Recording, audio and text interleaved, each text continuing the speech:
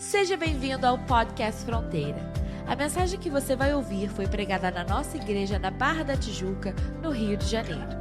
Nossa oração é para que você seja abençoado por essa palavra.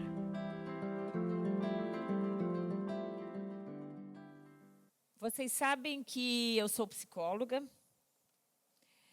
e é um prazer, é uma alegria de Deus.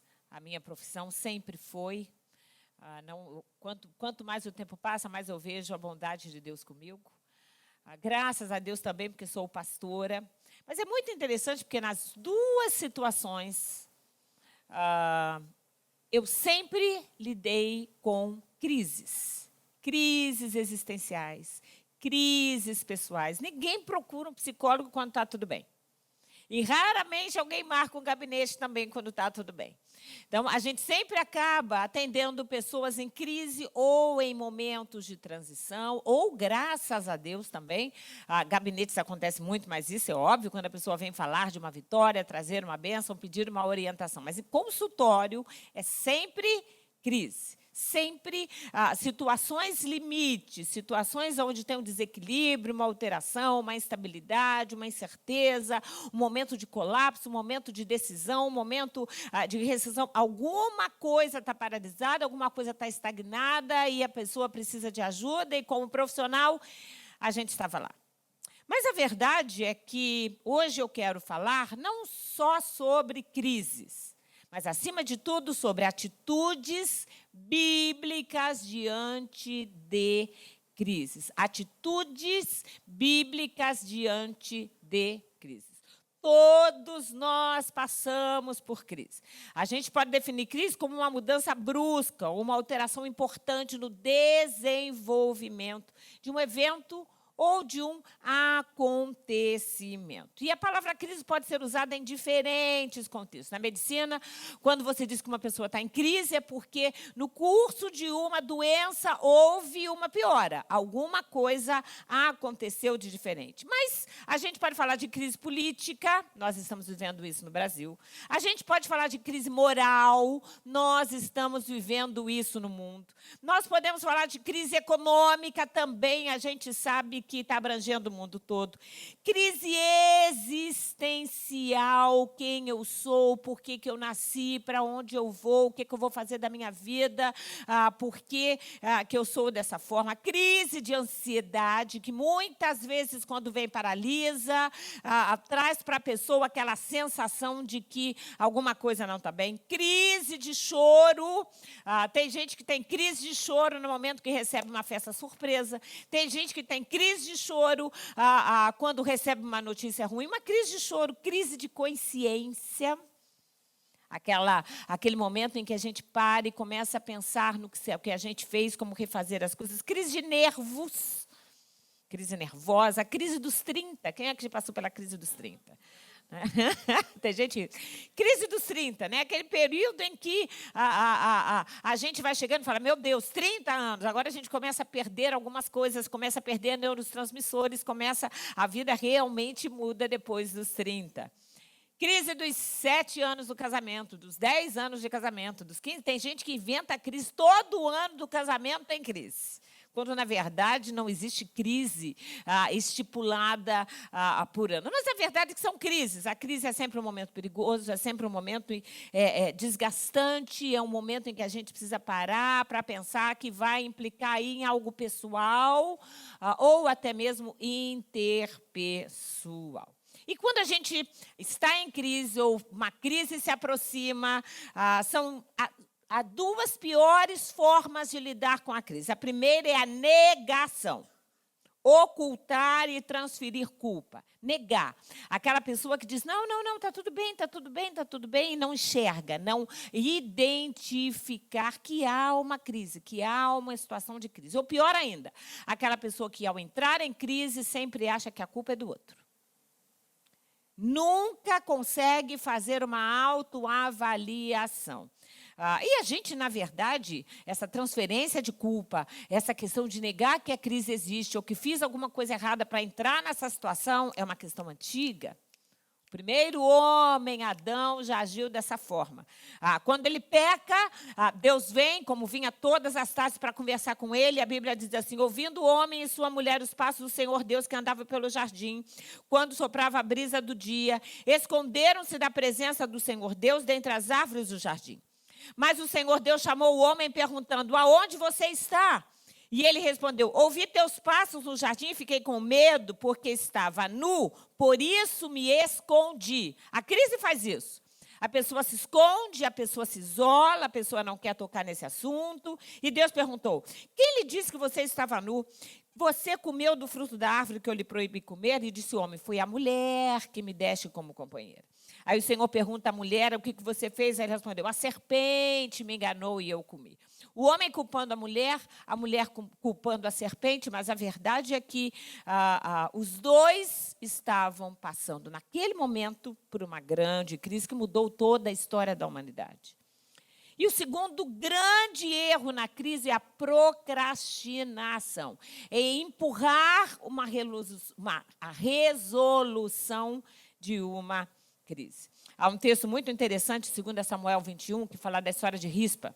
Diz assim: durante o reinado de Davi, houve uma fome que durou 3 anos. 3 anos. Então, Davi consultou o Senhor. 3 anos de fome. 3 anos de seca. A gente fala de Davi, mas quantas vezes a gente tem uma situação que é uma crise, pode ser financeira, ou uma situação de saúde, uma questão relacional, algo que a gente sabe que tem alguma coisa errada, porque a gente sempre vai repetindo os mesmos erros, todo mundo diz: não vai, não faça, não isso, não aquilo, mas a pessoa insiste, e vai empurrando aquela resolução, vai demorando para tomar uma situação. É o caso de Sansão. Sansão foi levantado como juiz em Israel, mas brincou tanto nos seus relacionamentos, demorou tanto tempo para entender o seu chamado. Mas a verdade é que, independente da negação ou da procrastinação, eu quero pensar com vocês em atitudes bíblicas e humanas diante de momentos difíceis da vida. E nós temos vários exemplos para a gente trazer ao longo da Bíblia Sagrada. A primeira atitude, diante de uma crise, geralmente é uma atitude de choro. Quem é que já chorou? Que bom, que bom, que bom. Atitudes de choro. A gente chora, o choro é uma reação emocional, não é uma emoção. Chorar não é uma emoção, é uma reação a uma emoção, que pode ser de tristeza, que pode ser de medo, que pode ser de surpresa, que pode ser de alegria, que pode ser de raiva. Tem gente que quando fica com raiva chora. E que pode ser de um contentamento, ou que pode ser até mesmo de afeto, de algo que nos emociona. Tem gente que chora em propaganda de margarina. Tem gente que chora em filme. Eu conheço uma pessoa que chorou no filme do Pikachu. Chora em filme, chora lembrando de uma música, chora vendo uma fotografia. Nós choramos, e é normal chorar, é bom chorar. É uma reação emocional, e é tão humana que Jesus chorou. Jesus, quando olha para a cidade de Jerusalém, aquela beleza, aquele esplendor, e sabe de tudo aquilo que aconteceria, a Bíblia diz que ele chora. Quando ele chega na casa de Lázaro, já estava morto há 4 dias, de Marta e Maria, e elas recebem Jesus chorando. Aí ele pergunta: onde está Lázaro? A Bíblia diz que ele chora, está lá em João 11. Ao ver chorando Maria e os judeus que acompanhavam, Jesus agitou-se no espírito e se perturbou. Jesus chorou, é o versículo menor da Bíblia. Então os judeus disseram: vejam como ele o amava. A gente chora quando perde alguém. A gente chora por pessoas queridas. A gente que é mãe, quantas vezes não chora? O filho está chorando porque se machucou e a gente chora, sentindo a dor pelo filho. A gente chora. Maria e Marta choraram. Na morte de Dorcas, há uma situação lá no livro de Atos, no capítulo 9, no versículo 39, que a Bíblia diz que toda a cidade chorava porque Tabita, ou Dorcas, havia morrido. E quando Pedro chega na cidade, todos vêm procurando Pedro, mostrando as roupas que Dorcas costurava e chorando, chorando, chorando. Há um homem que tem... um dos livros da Bíblia traz o seu nome, é Neemias. A Bíblia diz que Neemias foi levado para o cativeiro, estava no cativeiro, depois, inclusive, que o tempo tinha passado. E Neemias fala de um choro tão sentido quando os nossos sonhos desabam, quando os nossos projetos desabam, quando notícias difíceis chegam. A Bíblia diz lá em Neemias 1, que Hanani, seu irmão, traz para ele a notícia de como estava Jerusalém. E ele diz, aqueles que sobreviveram ao cativeiro estão lá na província, passam por grande sofrimento e humilhação. O muro de Jerusalém foi derrubado e suas portas foram destruídas pelo fogo. Aí o próprio Neemias escreve dizendo, quando ouvi essas coisas, sentei-me e chorei. Passei dias lamentando, jejuando e orando ao Deus dos céus. Há situações na vida que são tão difíceis, que quando a gente recebe a notícia, tal como Neemias, a gente senta, lamenta e chora. Chora.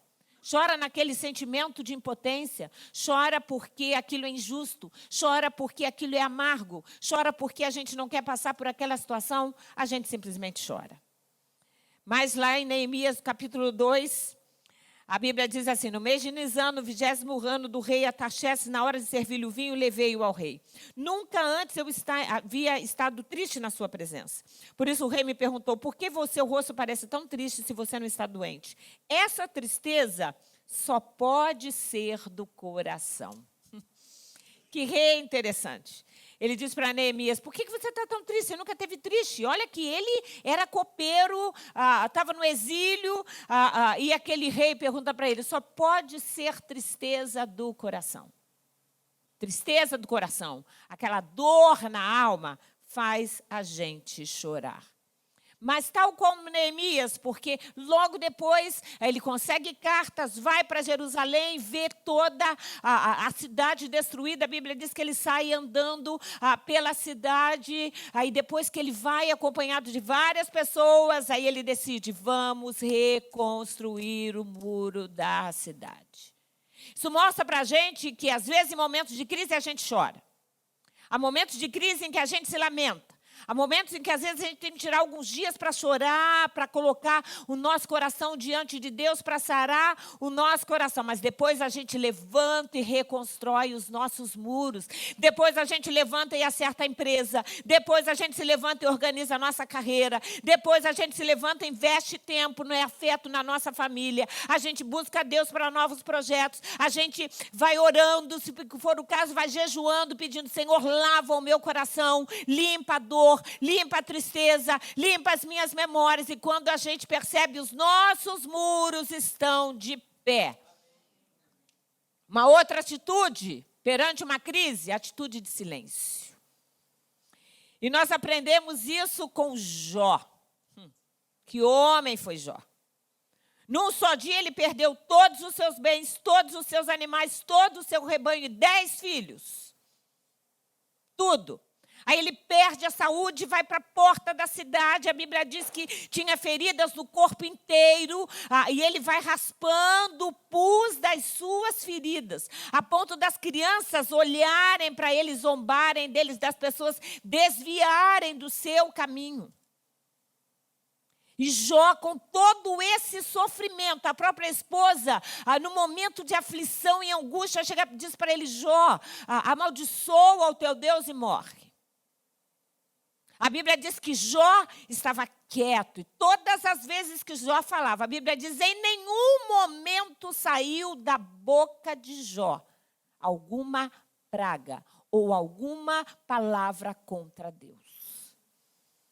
Passar por isso tudo, perder 10 filhos de uma vez. Ele não amaldiçoou Deus, ele não amaldiçoou a vida, ele não amaldiçoou ninguém. Mesmo quando recebe um grupo de amigos, que na realidade estão mais para inimigos, e que acusam Jó, a única coisa que ele faz é se defender. Ele ainda dizia diante de Deus: Deus me conhece, Deus sabe o meu caminho. E quanto mais ele se defendia diante de Deus, que ele sabia da sua integridade, mais os amigos acusavam Jó, mais ele era esmiuçado. Mas aí a Bíblia diz que ele se aquietava, que ele ficava quieto, até que Deus fala com ele.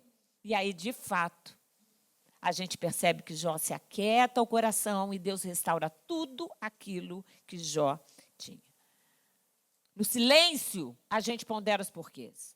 Na hora que a crise chegar, ao invés de sair falando, vituperando e reclamando e revoltando, se aquieta. Silêncio. Silêncio. Às vezes a gente tem que ponderar, e é no silêncio que a gente pondera. Lamentações 3 diz assim: é bom que o homem suporte o jugo enquanto é jovem. Na verdade, o que Jeremias está dizendo aqui não é que é bom que jovem passe por jugo, aqui é aflição. Não é que seja bom que jovem passe por aflição. Está dizendo o seguinte: olha, quando a gente é jovem e a gente já aprende, já é ótimo. É bom que a gente aprenda quando é jovem, para não chegar na vida adulta e estar vivendo a mesma coisa, de novo, nas mesmas aflições que não aprendeu. Porque tem gente que não aprende. Repete e repete, repete aos 20, depois repete aos 30, depois repete aos 40, depois repete aos 60, não aprende. Por isso que Jeremias, é bom que o homem suporte o jugo quando já evita sofrer na sua velhice. Leve-o sozinho e em silêncio. As nossas aflições, muitas vezes, a gente leva sozinho e em silêncio. Em silêncio. Ponha o seu rosto no pó. Talvez ainda haja esperança. Crise são momentos em que a gente fecha a porta do quarto, entra para aquele que nos conhece em secreto e muitas vezes é com o rosto no pó, é chorando quietinho, é sem ninguém falar, é sem reclamar, é evitando conversas, porque senão você sabe que fulano vai falar, o Beltrano vai falar e você vai ficar com uma revolta maior ainda. É silêncio. Ofereça o rosto a quem o ferir e engula a desonra. Quem aqui gosta de ser desonrado? Ser afrontado? Não foi isso que Jesus fez? A Bíblia diz que qual um cordeiro, sem dizer uma palavra, ele foi. Ele foi para o matadouro. Jesus foi para a cruz em silêncio. Você pensa mesmo que Jesus foi gritando pelo caminho? Ai, o que vocês estão fazendo? Doeu? Não. Jesus foi em silêncio. Silêncio. Silêncio. Há momentos em que a gente fica em silêncio. Há momentos que é entre a gente e Deus. Há momentos que a gente reparte com o marido, a esposa, porque está junto, porque ora junto, mas é em silêncio. O apóstolo Paulo foi silenciado no seu eu. Quem era Paulo? Amigo de Roma, amigo dos principais da sinagoga, amigo de governadores, cheio de vínculos, com uma série de contatos. Perseguia, conseguia cartas. Mas ao longo do seu ministério, depois que ele teve um encontro com Deus, ele foi sendo silenciado. Muita coisa Paulo queria falar e não falava. Quanta coisa Paulo não teve que engolir. Preso, açoitado, quase morto. Quantas vezes, quantas situações. Mas por que ele conseguiu? Porque ele estava crucificado com Cristo. Porque ele podia dizer: eu não vivo mais, mas Cristo vive em mim. Só a paz de Cristo. E só a paz com Deus silencia o nosso eu interior. Vou dizer de novo. Só a paz de Cristo e só a paz com Deus, sabe, aquela consciência limpa diante de Deus, consegue silenciar a nossa alma. Às vezes a nossa alma precisa ser silenciada. Se você tem vivido dias onde a sua vontade de gritar, esganar, reclamar, aprenda, fala: Senhor, me ajude, como diz a tua palavra, a estar em silêncio enquanto eu aguardo a salvação que vem do Senhor. Uma outra atitude perante a crise, atitude de arrependimento. Quando Davi peca com Betseba. Ele peca sabendo tudo aquilo que havia feito. Betseba era mulher de um grande amigo, um homem fiel a Davi. E a gente conhece toda a história. Ele faz sexo com Betseba, ela é engravida, ele manda Urias para a guerra, para ficar na frente de batalha. Urias é morto, ele faz uma série de coisas erradas, mas quando ele de fato entende, porque Deus manda Natã, profeta Natã, e diz a ele tudo que ele, quando ele de fato entende tudo que ele havia feito, a Bíblia diz que ele se arrepende. Salmo 51 é o salmo que ele escreve depois do seu pecado. Alguns versículos de 9 ao 12 diz assim: esconde o rosto dos meus pecados, ó Deus, e afasta todas as minhas iniquidades. Cria em mim um coração puro, ó Deus, e renova dentro de mim um espírito estável. Não me expulses da tua presença, nem tires de mim o teu Santo Espírito. Devolve-me a alegria da tua salvação e sustenta-me com o espírito pronto a obedecer. Davi passou por crises, e uma crise que foi longa por conta do seu pecado. Que depois ele viu toda a família dele a passar por crises por conta do seu erro e do seu pecado. Mas é muito sério, porque o Davi, que é o homem segundo o coração de Deus, chamado pelo próprio Deus assim, Davi soube se arrepender. Ele diz: cria em mim, ó Deus, um espírito inabalável. Não retire de mim o teu espírito. Com certeza ele estava cantando isso, chorando. Era um clamor que vinha lá de dentro. E a gente precisa entender que momentos de crise são momentos em que a gente se ajoelha e fala: Senhor, visita. O que eu estou fazendo de errado? Aonde é que está o meu erro? Se eu errei, me ajuda a me arrepender. Me ajuda a me achar de novo. Me ajuda a entrar no trilho, porque a gente tem um Deus que renova relacionamentos. A gente tem um Deus que renova o nosso afeto. A gente tem um Deus que conserta até mesmo os nossos erros. Nós vamos sofrer as consequências, nós vamos muitas vezes lidar com muitas situações, mas a gente tem um Deus que aplana o nosso caminho quando a gente se arrepende. A Bíblia diz que aquele que confessa, aquele que arrepende e deixar esse arrepender, esse alcança a misericórdia. Davi deixa o erro, acerta a vida, casa com Betseba, mas aceita inclusive a consequência do seu pecado. E uma delas foi perder o seu filho.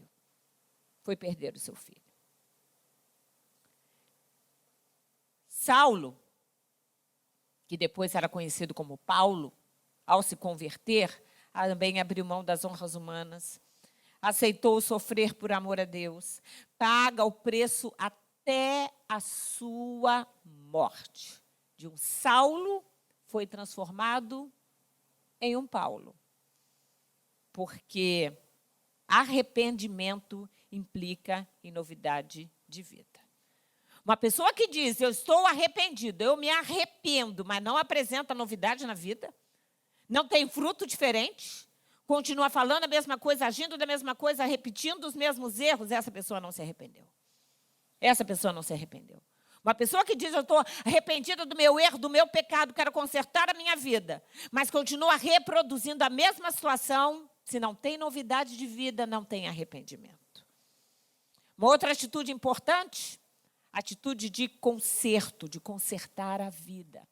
Há um rei na Bíblia chamado Ezequias. Ezequias foi um homem, a Bíblia diz que nunca houve na história dos reis de Judá um rei como Ezequias, temente a Deus, fiel a Deus.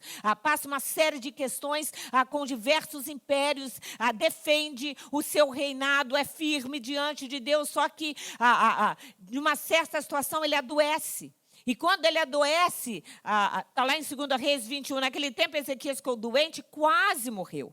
O profeta Isaías, filho de Amós, foi visitá-lo e ele disse: assim diz o Senhor, ponha em ordem a sua casa, pois você vai morrer e não se recuperará.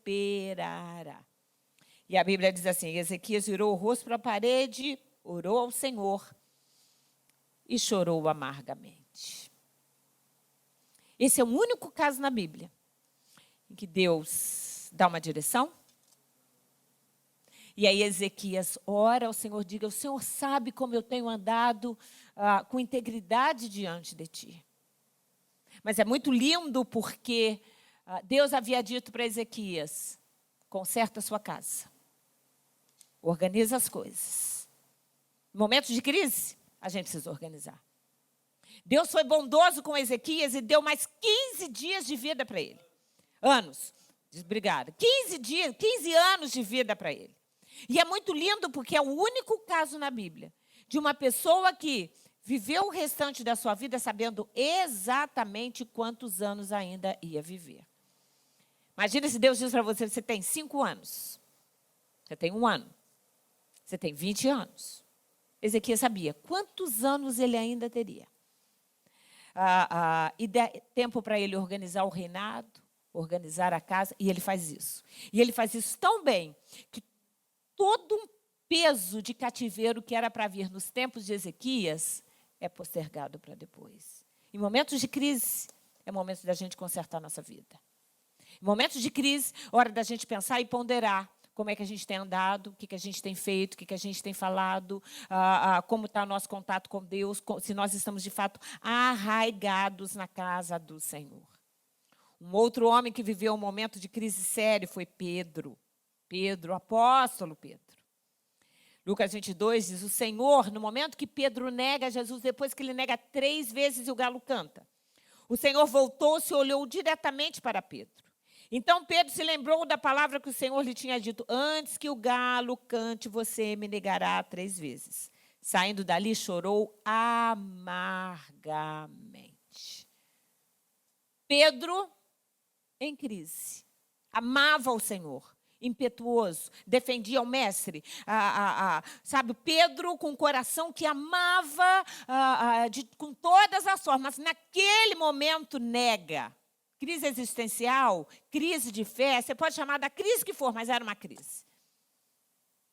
Quando Jesus olha para ele assim que ele acaba de negar e o galo canta, a Bíblia diz que aquele olhar de Jesus fez Pedro se lembrar, ele chora amargamente. E é muito lindo, porque dias depois, quando eles estão na praia, ele diz que ia voltar a pescar, Jesus encontra com eles na areia, Jesus já tinha pães e peixes assados, e é muito lindo. Que aí Jesus faz 3 vezes a pergunta para Pedro: você me ama? Você me ama? Você me ama? Apacenta as minhas ovelhas, apacenta os meus cordeiros. E é lindo. 3 vezes ele nega, 3 vezes Jesus o restaura.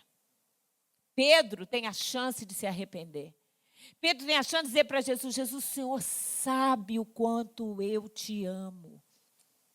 O Senhor sabe que eu não vou mais, e nunca mais negou, até a morte. Deu a sua vida por amor ao Evangelho. Depois que ele disse: o Senhor sabe que eu te amo, Jesus para ele: então siga-me. Da mesma forma como Jesus tinha feito lá na primeira chamada de Pedro. Eu quero fazer de você pescador de homens. Aqui, de fato, Jesus consolida o chamado de Pedro. Então, Pedro, agora você me segue. E dali para frente, Pedro seguiu de uma forma ímpar, porque ele literalmente consertou a sua vida diante de Deus. O conserto cabe a nós. Deus mostra o caminho. Deus diz o que a gente precisa fazer. Agora, consertar a vida é uma decisão nossa. Consertar a vida é uma atitude nossa. Consertar a vida, às vezes não consegue consertar uma palavra que foi dita. A gente não consegue consertar um erro que foi feito. A gente não consegue anular um pecado cometido. Mas dali para frente, se arrepender, levantar e falar: agora eu vou acertar, é uma decisão pessoal. Agora eu não peco mais, agora eu não caio mais nessa armadilha, agora eu não faço isso de novo, agora eu não vou agir da mesma forma, agora eu não saio da presença de Deus. É uma escolha pessoal de consertar a vida diante de Deus. Diante da crise, uma outra atitude importante de oração e jejum. Orar e jejuar. Orar e jejuar. Esther, quando descobre que Amã havia organizado todo um pretexto para matar todos os judeus, o seu povo, ela inclusive seria morta. Ela recebe a notícia de Mardoqueu. A Bíblia diz que ela diz o seguinte: olha, chame todos os judeus para que jejuem por mim. Eu vou chamar todas as mulheres, as minhas servas que trabalham comigo, para que orem e jejuem comigo. E eu vou entrar diante do rei. Se eu tiver que morrer, morrerei. E ela podia morrer. Ela podia morrer. Esther entende que aquele era momento de batalha, de jejum, de oração. Há momentos de crise que são momentos assim, em que a gente ora, em que a gente jejua, em que a gente coloca diante de Deus. Momentos de dor em que a gente ora e a nossa dor é aliviada. Momentos em que a gente não tem caminhos, a gente não sabe para onde vai, que a gente recebe a direção de Deus enquanto a gente está orando. Oração e jejum. Jesus orou no Getsemane. Mateus 26, Jesus chama os discípulos, chama os 11, porque Judas já tinha saído para atrair Jesus. Ele chama 11, e aí deixa um grupo e pega 3, vai com eles até mais próximo, foi Pedro, Tiago e João, anda com eles mais um tempo e diz para eles assim: a minha alma está profundamente triste, numa tristeza mortal. Fiquem aqui e vigiem comigo. Indo um pouco mais adiante, prostrou-se com o rosto em terra e orou: meu Pai, se possível, faça de mim esse cálice. Contudo, não seja como eu quero, mas como tu queres. Então voltou-se para os seus discípulos, os encontrou dormindo. E perguntou: vocês não puderam vigiar comigo nem por 1 hora? Vigiem e orem, para que não caiam em tentação. O espírito está pronto, mas a carne é fraca. Jesus, nesse momento, ainda estava ensinando: vigiem e orem. Jesus não ia estar em tentação, não. Jesus não estava pedindo oração por ele, não. Jesus estava dizendo para eles: vigiem, entendam, vocês precisam vigiar e orar. Na verdade, na Bíblia, há uma sequência. Nós vigiamos, nós oramos e nós também jejuamos. Está claro isso? Não adianta jejuar, tem gente que jejua demais, mas não ora nada. Faz jejum todo dia, mas não tira tempo para orar nem enquanto está de jejum. É melhor não jejuar, é melhor só orar. Mas também tem gente que ora muito e vigia nada. Há uma sequência. Primeiro nós vigiamos, olhamos, atentamos para a nossa vida, para o que vem de um lado, para o que vem do outro. A gente vai vigiando, olhando para um lado. Vigiando não é vigiar a vida dos outros, não. É vigiar a nossa conduta, o que sai da nossa boca, o que a gente está pensando, como é que a gente está agindo. Tem gente que acha que está vigiando os outros. Não é para vigiar os outros, é para vigiar a gente.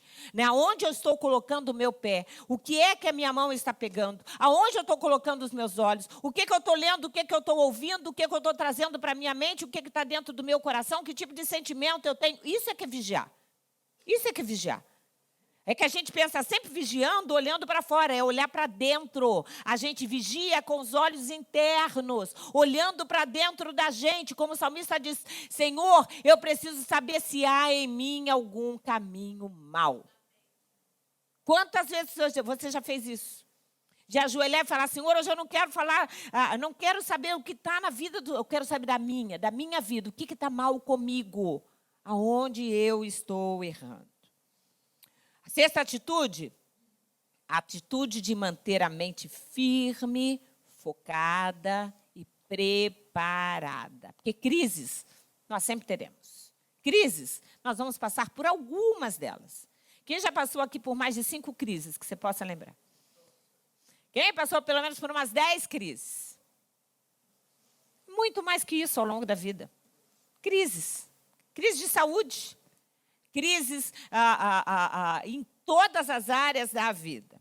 Paulo, com a vida com Deus, ele vai aprendendo com a maturidade espiritual a viver a sua vida em Cristo. Por isso que em Filipenses 3 ele diz assim: uma coisa faço, esquecendo-me das coisas que ficaram para trás. Esquece das coisas que ficaram para trás. Para de ficar revisitando o baú.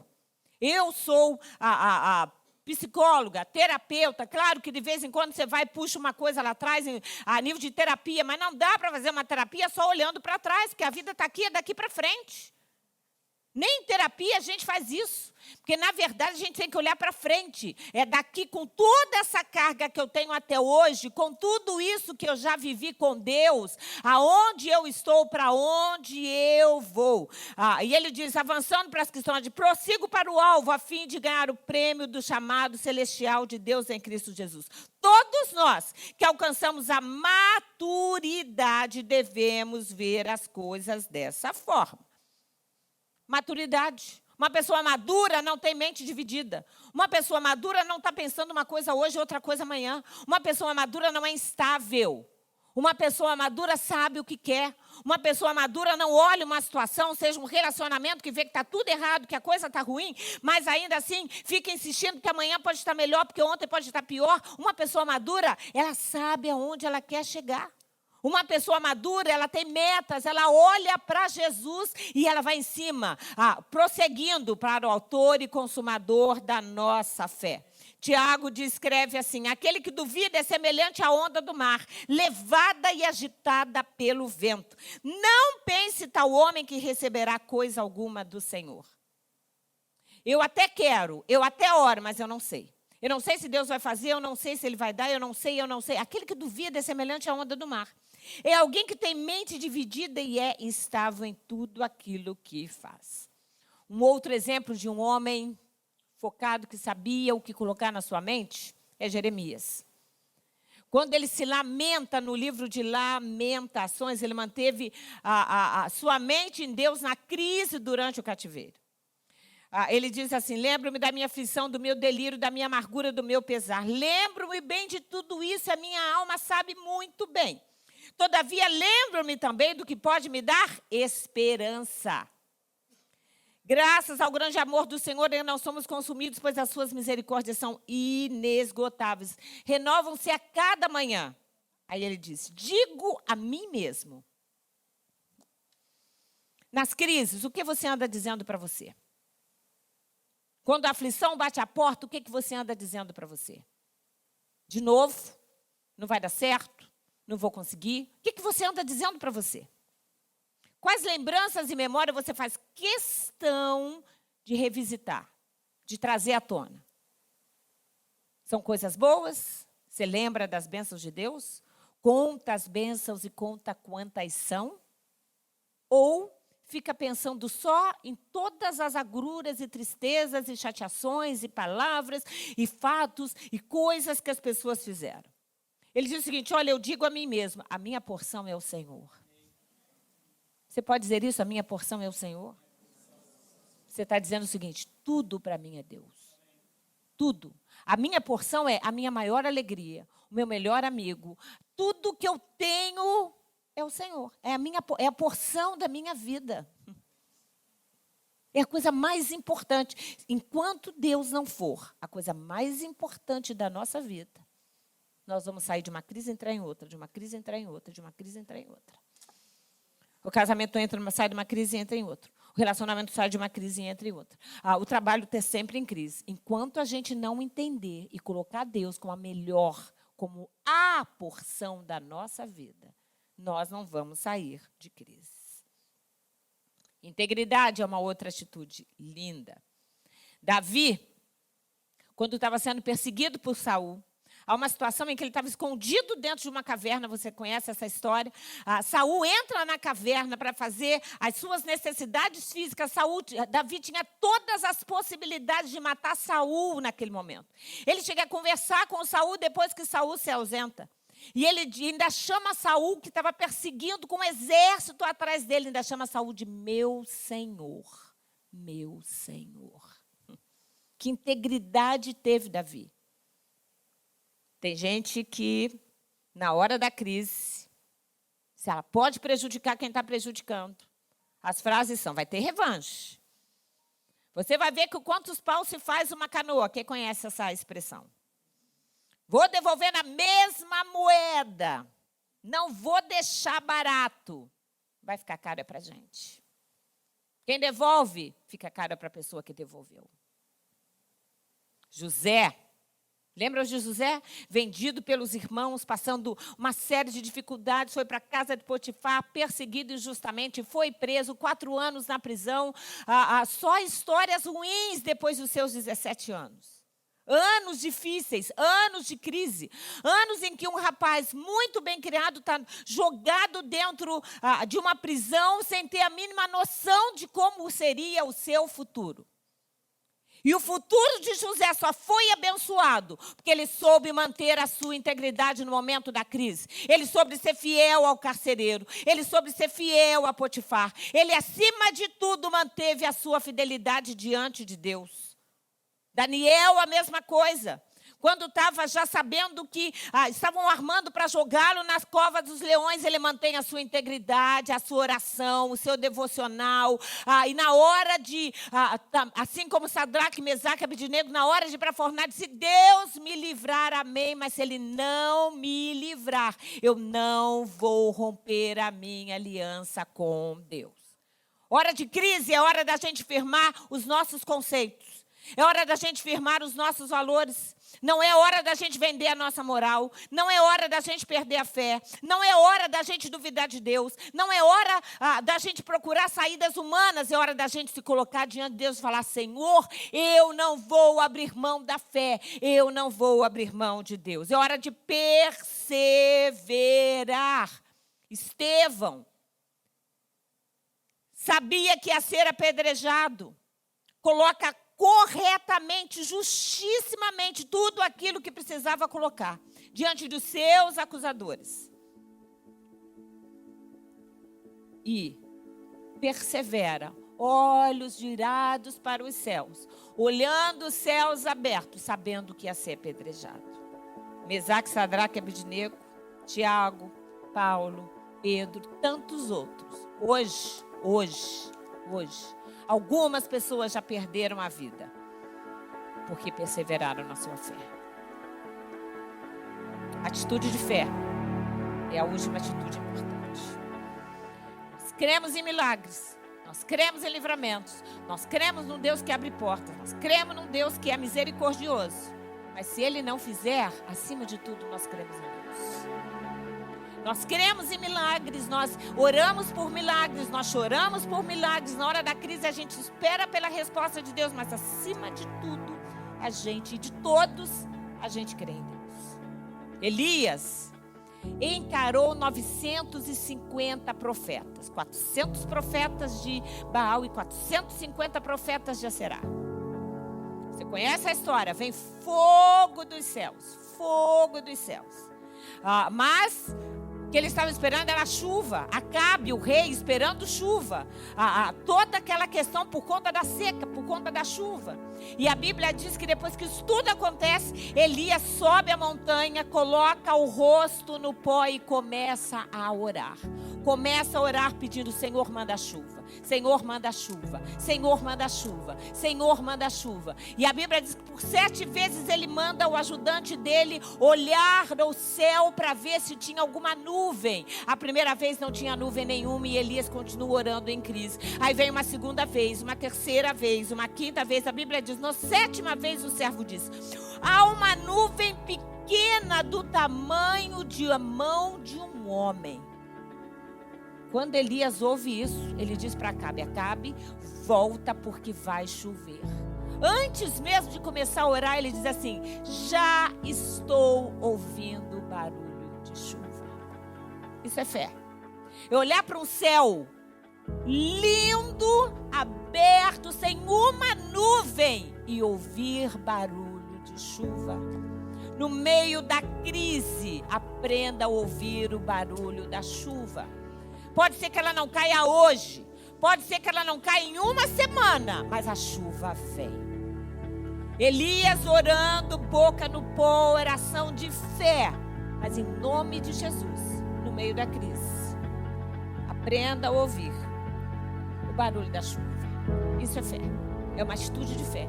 É aquilo que você não enxerga, aquilo que é impossível que Deus pode fazer acontecer.